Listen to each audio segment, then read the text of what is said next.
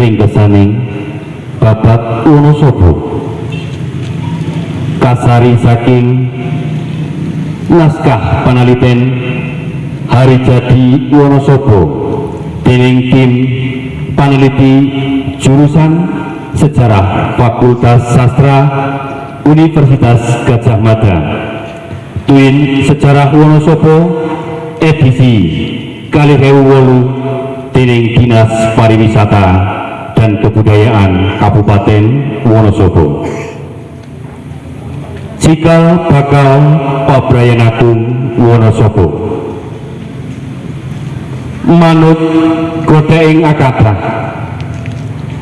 buk ing nguni nalika purwaning abad kaping 18 nalika semanten panguwaosing Praja Mataram Islam wiwit ngrembaka wonten priyagung 3 lelana ing tlatah Wonosobo kasebat priyagung cacah 3 lenggih Kiai Kolodete, Kiai Karim saha Kiai Walik.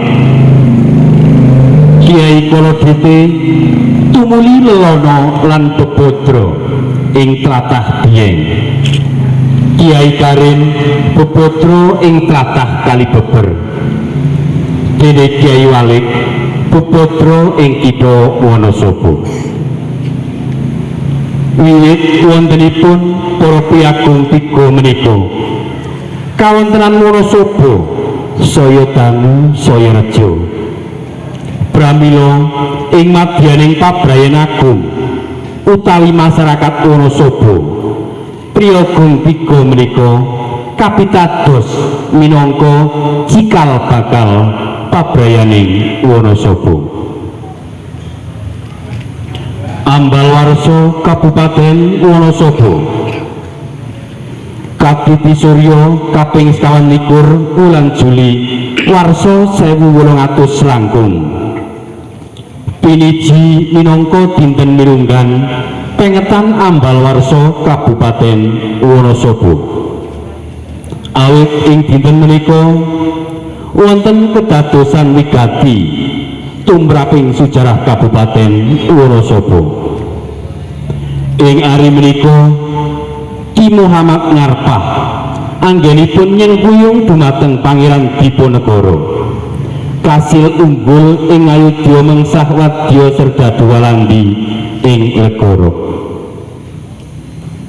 Inggih awit kedadosan menika Pangeran Diponegoro kepareng paring nugraha Ki Muhammad Ngarpah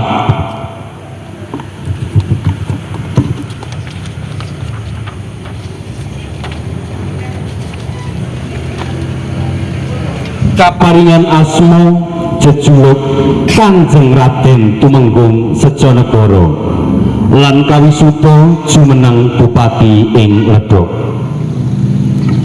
Salajengipun dening Kanjeng Raden Tumenggung Sejonegoro punjering praja paprintahan kaboyong ing Wonosobo. Sesampunipun perang Diponegoro surut lajeng wonten ewah-ewahan ingkang asipat administratif ing tlatah Ledok.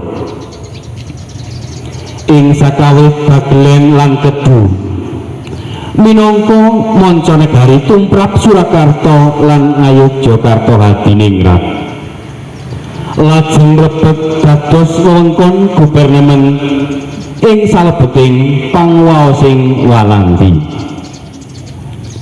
Nalika warsa 1830 kalih Ledok katetepaken mlebet wewengkon Karisidenan Bagelen kanthi nami Afdeling Ledok utawi Kabupaten Ledok. Salajengipun ing satengahing warsa 1901 Karisidenan Bagelen sampun boten wonten. Pramila Ledok lajeng mlebet ing wewengkon Karisidenan Kedu. Wiwit menika Kaditi Surya kaping sepisan wulan Agustus warsa 1901 Afdeling ngedhok kantos nami kanthi sebatan Afdeling Wonosobo utawi Kabupaten Wonosobo.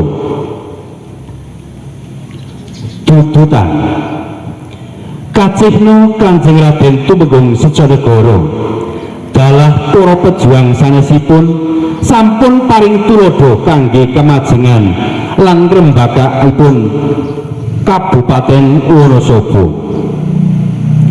Lelabetan lan sumangatipun ingkang makantar-kantar tansah lestari ing sanubarinipun para-para ingkang nerasaken lelabetanipun kangge gayuh kemajengan katentreman tuwin karaharjan pabrayan ing Wonosobo.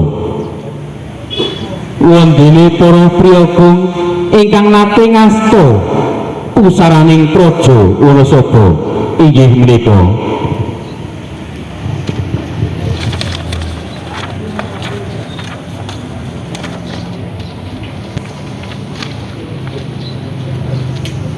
saderengipun